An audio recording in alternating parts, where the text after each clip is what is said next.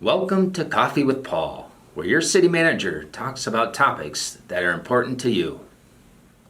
All right, welcome to another episode of Coffee with Paul. With me today, we have Jake Meshke, our Assistant City Manager, here to talk a little bit about the new program we call Brookings Insight Dashboard.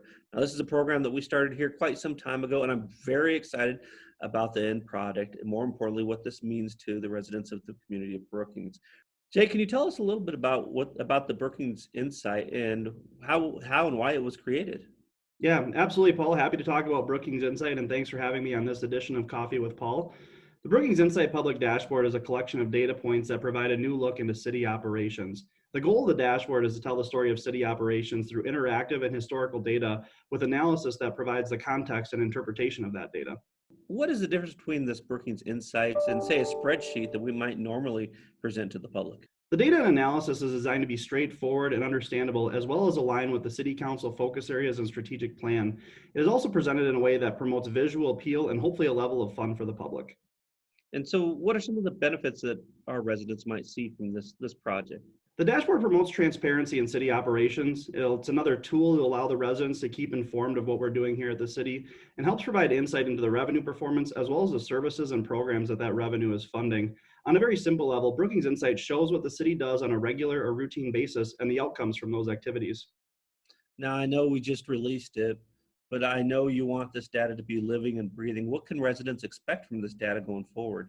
For starters, the data itself and analysis will be updated on a quarterly or monthly basis for the finance component, just to make sure that it remains current. On a deeper level, a performance management system is designed to promote continuous organizational improvement. With that in mind, we'll always strive to continuously improve Brookings Insight by measuring the most relevant data points and adapting as any city priorities or goals evolve. Wonderful. Now, Jake, we've talked a lot about the reason behind this, where and what it is that we're providing the public, but now tell us, where can we find this information?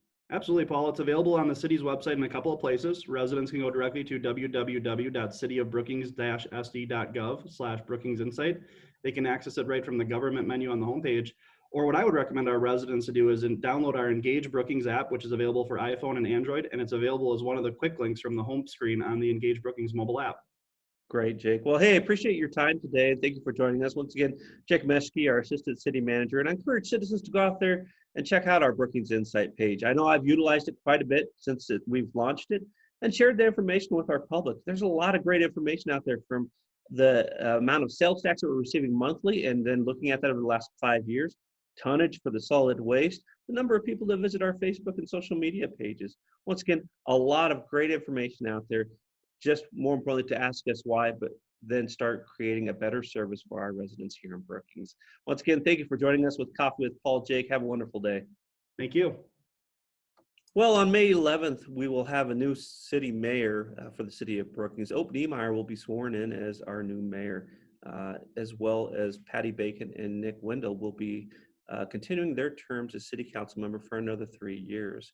All their information, if individuals would like to contact them, can be found on our City of Brookings website, looking within the City Council page. Not only will the contact information be listed there, but individuals can also find information on agendas, meetings, past minutes, and other items of interest. Now, we will be filling the vacancy of Ope Niemeyer's City Council position through an application process.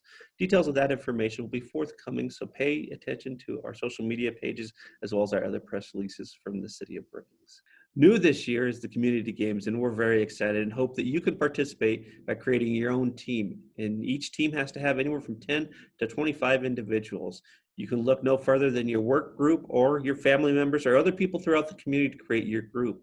And for those individuals that maybe aren't so excited about the athletic events and activities, we do have other events and activities that you can participate in. Anything from yoga to chalk drawing and everything in between, we have it here for the Community Games.